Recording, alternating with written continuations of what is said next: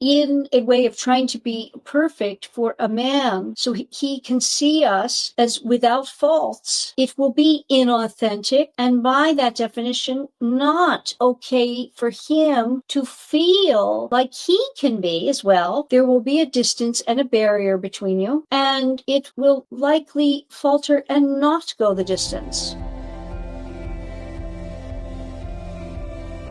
What it takes to be a good enough girlfriend for him to commit. You may not feel like you're good enough underneath. Consciously, you may be saying, of course I am. Look at all that I am. I know I'm a good enough girlfriend for him. What's wrong with him? But if you don't feel it in the way you need to feel it, which is from your subconscious mind, if you don't believe it because there's stuff in the way, you will not feel good enough. I hope to disavow you of not feeling good enough. Even when you say, well, of course I do, you might really figure out something here that is at the root of not getting what you want with a man. Because if you haven't gotten the love and commitment you want with the man you want, I am here to tell you that you can get it when this changes. And when you truly embody the understanding of the good enough concept, maybe as Donald Winnicott said it about the good enough mother. That's where I'm taking this from, in a sense. You are good enough, but there are things that are holding you back from feeling good enough, embody being good enough, behaving your way into good enough that will allow him to see you as the one. And most importantly, to understand that a man is not looking for perfection. He is looking for the good enough girlfriend. Now, that may seem oxymoronic to you, but if it does, it's likely because you have a belief system of needing to be more towards the perfect woman and the perfect one for him. And he actually will not relate to you as well if you are dealing in perfectionism, which is where the concept of the good enough mother came in the 1950s from Donald Winnicott, if you know that work. So before we get into this, who am I to talk about this? Well, I'm Coach Paula Grooms, a dating and relationship coach for women, licensed social worker, and author of the book, Why Won't He Commit? How a Man Decides to Make You the One. I help you find a Mr. Right, get an ex back, or grow an existing relationship to the relationship of your dreams and create that so you level up to the complete commitment you totally deserve. You may have heard this if you took any psychology courses, perhaps in school. If you're a parent, you may have come across the work of the famous psychologist for child development, Donald Winnicott, who in the 1950s, he was credited with this concept, which he came up with because he had many parents coming to him really distressed over something in their parenting where they felt less than, not good enough. But what he saw, which I think we can tend to do in relationships with men, if we are not getting the commitment we want, the relationship we want, etc., a perfectionism. And that if we don't do everything perfectly, we are going to be left.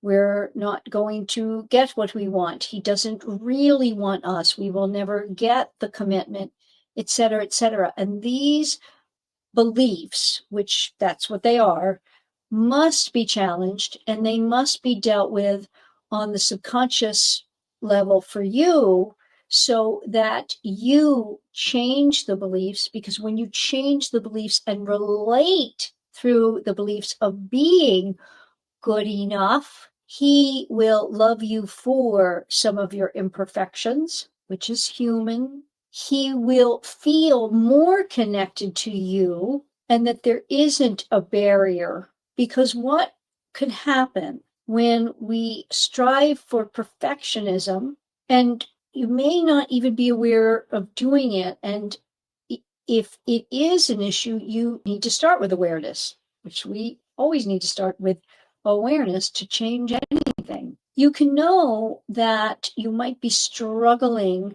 with this if you are tending to think more about what he is thinking about, what he wants, what he's doing, what he needs from you.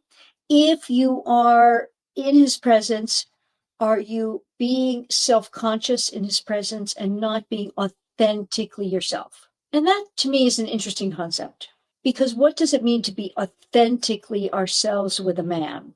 I think that in the modern world as it is now, it's gone just that teeny tiny bit too far, in that there is such a thing as not keeping the natural order of some wonder for the man, because, like I tell you in my book, women, we love through knowing, men love through wondering. So there has to be what used to be called, I think it was Betty Friedan in the 1950s, maybe it was later, maybe it was 70s, I don't know. There was a book called The Feminine Mystique.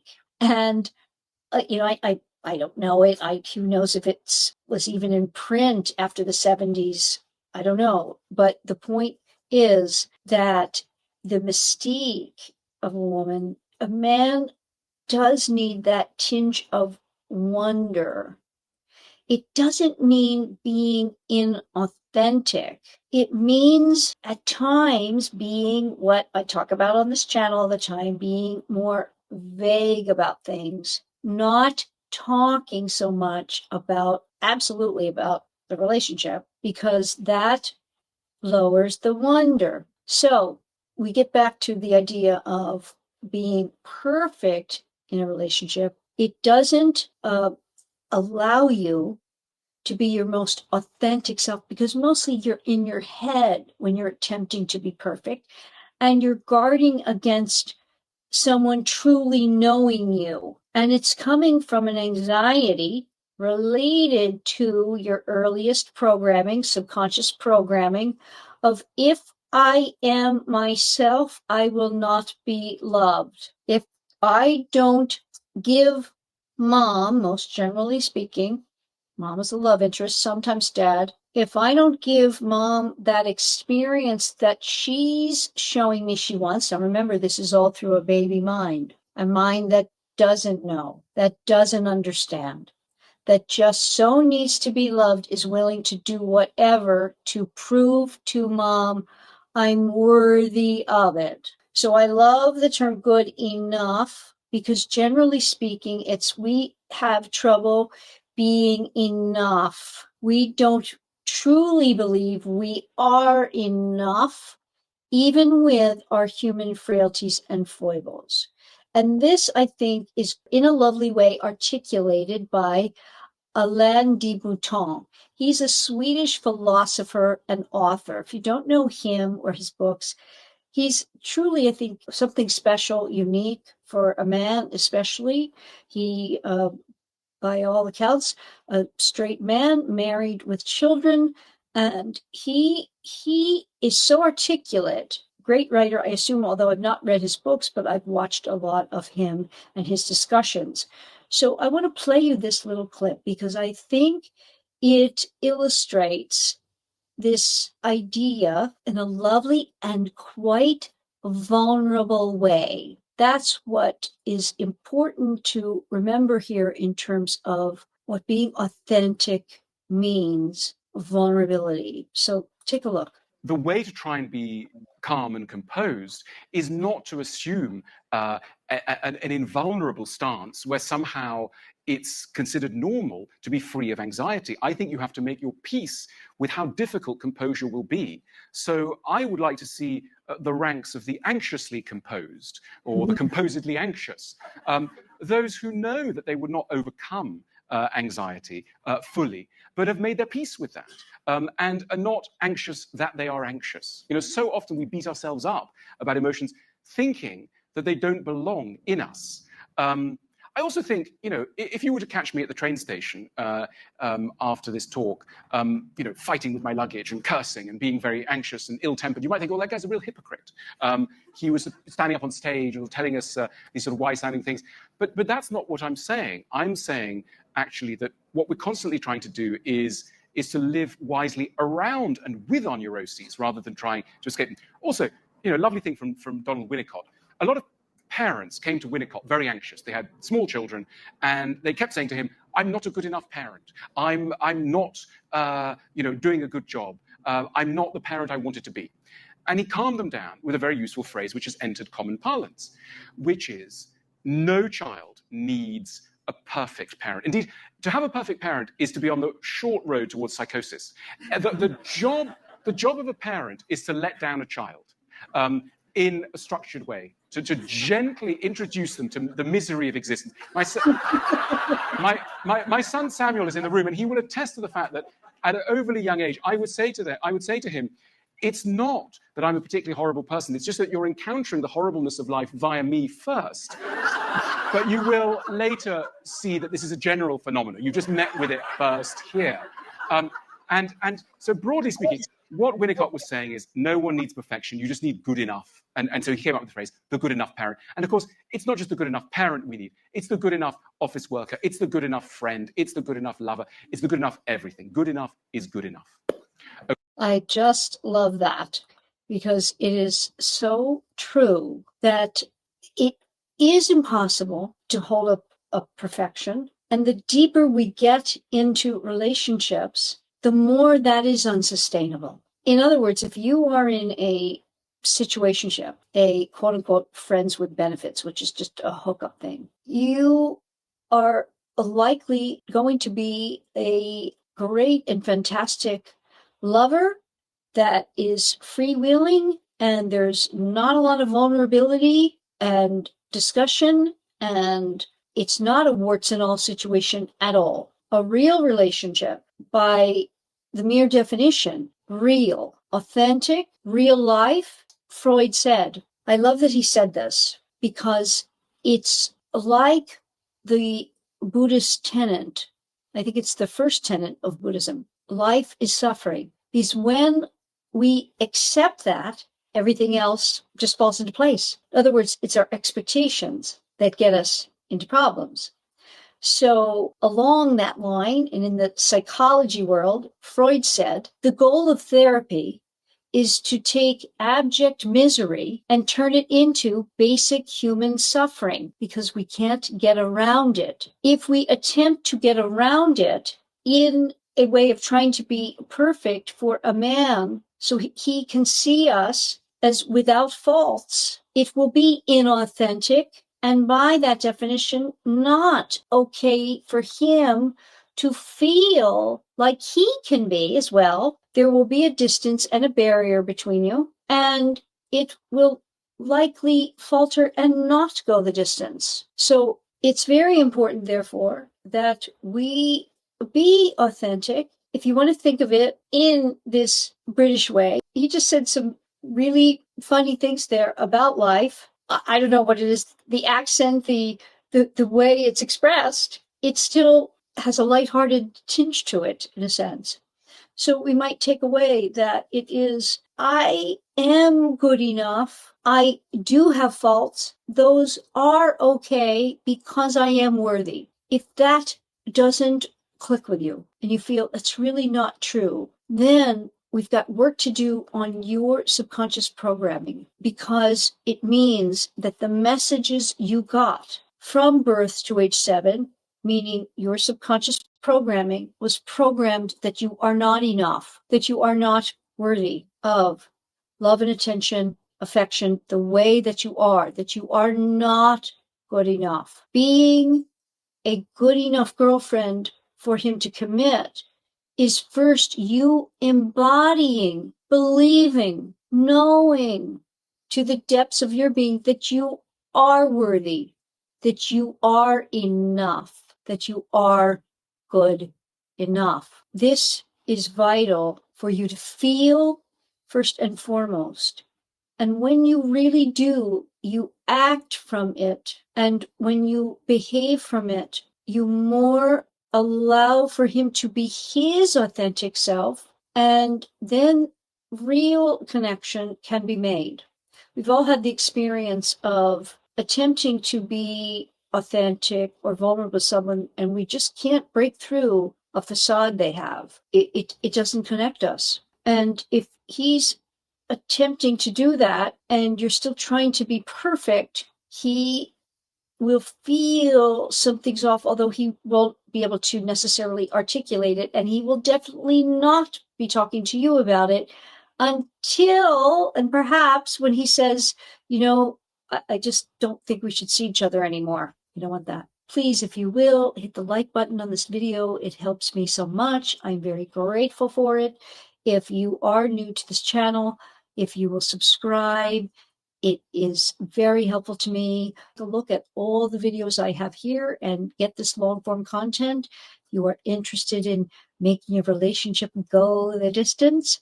That's what we're all about. And while you're doing it, I'm going to give you some affirmations for you to start with. If you can say to yourself, I am enough, I am worthy, I am deserving, you then know, if you don't have twinges of a weird feeling, that subconsciously you do feel that. If there's still a place where you feel, I can't be my authentic self with my man, then there's still work to do on it. But you need to be able to say things like, I value myself. I am valuable. I am lovable. I am worthy. And when you say it, truly feel it, and not have something in the dark recesses like pushing back and saying, that's not really true.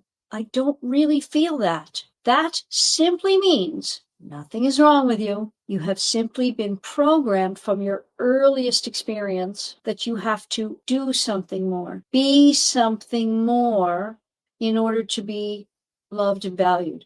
Many, many, many, many, many, many children are programmed with this, and it's not even necessarily what the parents wanted to program, but we subtly shift to like, okay, just being is not enough. Maybe I'm the youngest and I have to vie in a group of, my brothers and sisters, vie for attention by being greater than them, doing more, whatever. The subconscious mind of the child programmed with, you're not really enough just because you exist. You need to be achieving, doing something more than you just are. We all want to be unconditionally loved. Romantic love is not unconditional. It's just not. But we must be authentic in order to connect and allow the man to connect.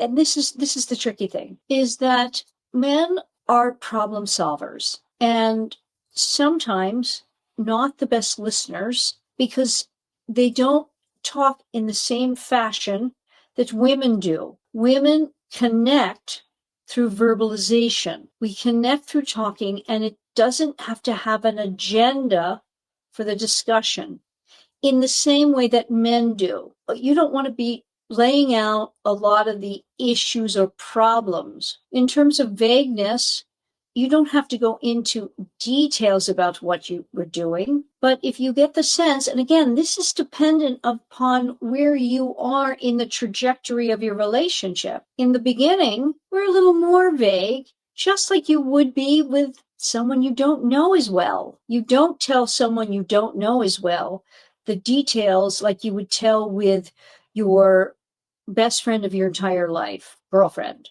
or sister, even maybe mother, I don't know. You wouldn't be telling those kinds of details. It's the same idea.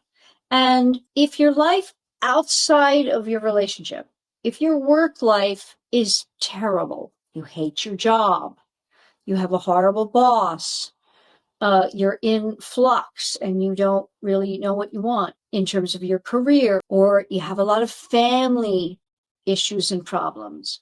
You don't want to be bringing that into your relationship, certainly not early on. There is going to be certainly an assessment of you in terms of him feeling safe, like I talk about all the time, safe from your emotional stuff or any kind of dysregulation in your life that he's not capable of handling, if that makes sense. If things are fine, you would just say about your day without a lot of details. Yeah, it was a pretty good day. I met with my friend Sally after work, and that was kind of fun. And I'm glad you called. It's great to hear your voice. You see, I pivoted off of my day and gave him kudos for what he just did. If he's not asking for the details, don't give it. About being good enough, I hope you come away knowing that you are. You can have what it is that you want. You can have the man you desire. You can have what you deserve. First, you must believe it. Know that you are good enough. Embody it. How do you do that? By what you are telling yourself consciously and in sleep meditations. As a matter of fact, I release a sleep meditation about this very thing, about worth, value, lovability. So we have 2 times a day when we are in theta brain. Theta is the state we get adults into when we attempt to hypnotize them. Children from birth to age 7 are in theta brainwave all of those years. Everything they do, like Dr. Bruce Lipton talks about, everything is just on record. Everything that happens to us, everything we are recording and being programmed. When computers first came out, you used to get it and then you have to put everything on it. Some of you might remember those days. It didn't just come loaded with all the apps and stuff on it. We were like that blank computer, and our environment, our main caregiver, we, as the human animal we are, we're so attuned to, I've got to do what this person wants, even though I don't really know what it is. I've got to be what they want. I've got to do what they want so that I am loved, because my survival depends on being loved. So they continue to give me food, shelter, some affection, attention, and we are a ball of need. We are constant and continual need from the day we are born, minimally to about 3 years old. But make no mistake, until the age of reason, which is about 7, we cannot ever look at anything that happens to us in any other way except that we are the cause, never that we are the victim. Think about that. No matter what happened to you from birth to age 7, all the good, the bad, and the ugly that happened, the state of psychology of human of those ages, it's only that I am the cause of it. So I get treated horribly, I'm the cause. I suffer trauma, I'm the cause. When I'm called a name, it's not sticks and stones break my bones and names don't hurt me. No, no, no. I am that. That's why kids are so hurt by what other children say or do. The slightest look of disapproval from a parent, certainly words of dishonoring that child before age 7, of telling them that they need to improve or do better even. When you understand child psychology in this way, if you are attempting to not put in negative thoughts of a child about their worth and value, you don't try to improve their performance of in any way of anything prior to age 7.